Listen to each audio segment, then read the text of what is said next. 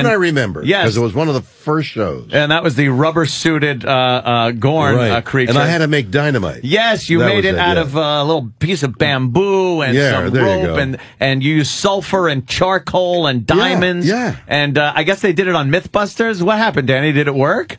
They did. They were able to fire like something. I mean, it wasn't enough to kill you. To kill the other person, most likely everything would have blown out the other side of it.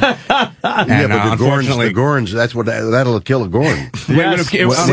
That's all they had to do is kill the Gorn killer. Well, no, it would have came out the side that you were firing from. So no, you don't understand. The Gorn surrounds it in that way. The Gorns are not just ordinary lizards. I'm not familiar with the Gorn. Oh, please. I am. Come on. Very familiar. I didn't understand. The Gorn walked so slow, yet he was right near you. Well, it looked slow, but he covered a long distances with his At least I get an answer now, right from the source. That's right. Which is good. Which is real good. And the guy was so hot inside. I don't doubt it, right? That big rubber suit. In the middle of the summer. Where did you guys do the outdoor planet? There is the San Andreas Fault that goes about 40 or 50 miles outside of Los Angeles, streaks across, I think, most of California. And it's filled with boulders, and it's ominous looking because it is. The North Plate and the South, so two plates are just butting up there. Yeah. You don't want any butting plates around anywhere you're near. No. And that's where we go. Wow. We went. That's where it was. And you guys were climbing up those rocks yourselves. That was not special effects. No. The only special effects, where it wasn't quite you, was when you were always fighting yourself, and it was like, who is that guy he's fighting from the back? That was me. Oh yeah, no, but the other guy, no, that was me. You fought yourself. Absolutely. How many times? Absolutely. How many times have you argued with yourself? I want him on the show. I don't want him on the show. Yeah, that's true. Have you had that? Yeah. Should he have gone for the season or not the season? I mean, it's an argument. The guy must have. He was arguing with himself. That was mental. So why can't you do it physically? Well, when I argued with myself, it wasn't with a guy that had a little bit longer hair, might have been a little bigger than me, and longer reach. You're saying the stunt double was awful? Sometimes, especially in engineering, when they had that long shot. You can really kind of see what was going on. A lot of wasted space on the Enterprise, too.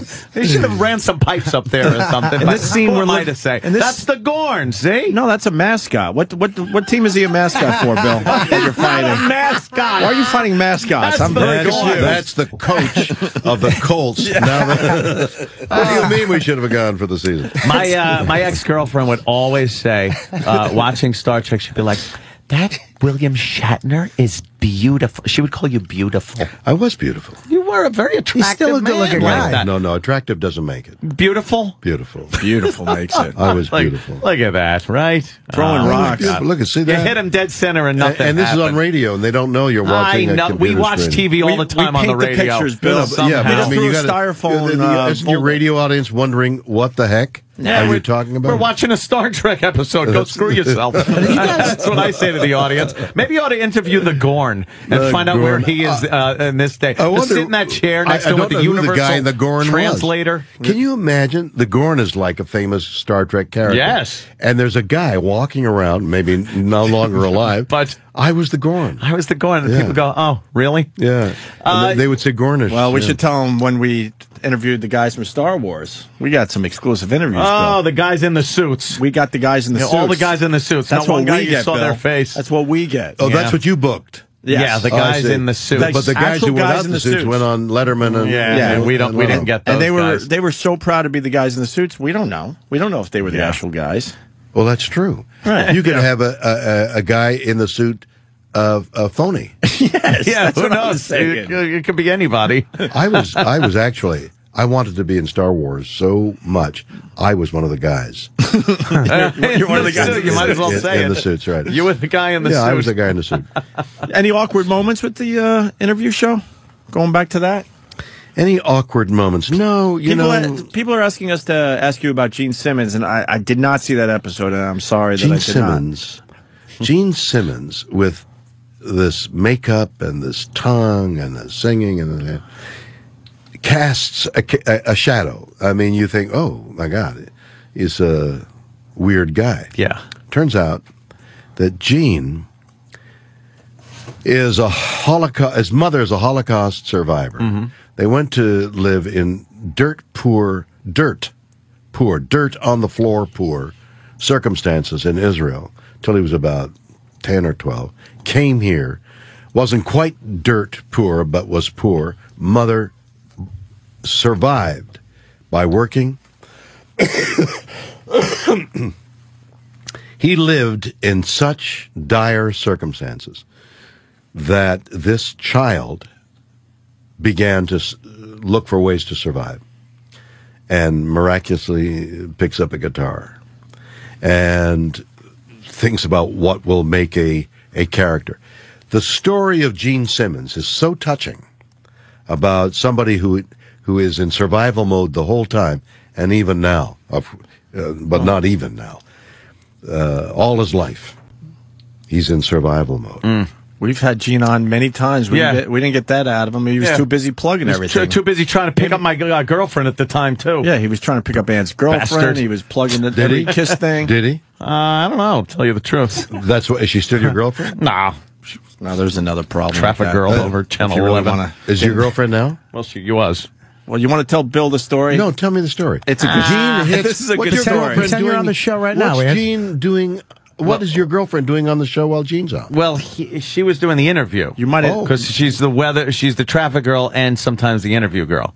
This is going back year and a half. She's on TV right now, ago. Bill. We might see her. Oh, in a yeah, second she or might. two. I'd love to take a look. And have you got a telephone number? And then I don't think I'll be sending any texts after what happened. It was a terrific ending to this relationship. Well, you might want to ask him about it. It was a whirlwind romance that lasted an entire summer a couple of years ago, and we had a very good time and everything. Really? It was like Grease. Yes, it was like Grease. It was wonderful for a summer, and then I kind of hooked up with somebody at a party at my house, which is a bad thing to do. You can't really get away.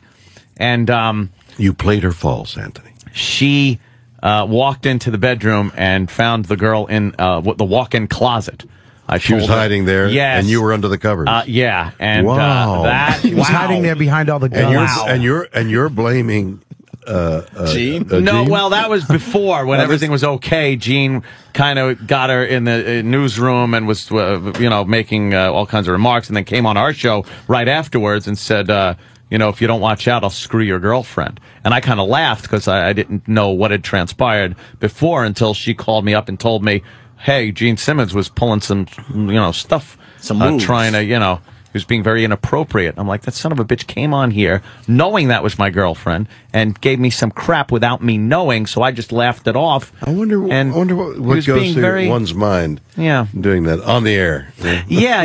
It's risky. That's the kind of guy that I see Gene Simmons as being. He's a little vindictive. Well, I don't know, but I don't know that Maybe guy. it's from the pain of growing up. Right. I don't know. The guy I know touched my heart. Yeah, he and, got a different Gene. I got Gene Simmons. You know what Gene I might have gotten? The one that beamed up in the broken transporter and divided into good and evil, Gene. See, but that's a very Gene. Painful process. That I understand. It feels like your insides are being ripped apart. And then putting back together is a very difficult procedure. And thank God, Captain Kirk. Man, it's not real. It's not real. It together. It was a TV show. Because they couldn't survive without each other. But the strong Gene and the weak Simmons part. interview on Raw Nerve. Bio channel. On the Bio channel. Tuesdays, 10 o'clock. Yeah. Oh, thanks. I didn't know that. And is one of many touching interviews where you find the guy. And suddenly Gene Simmons is a real guy to me. How do you get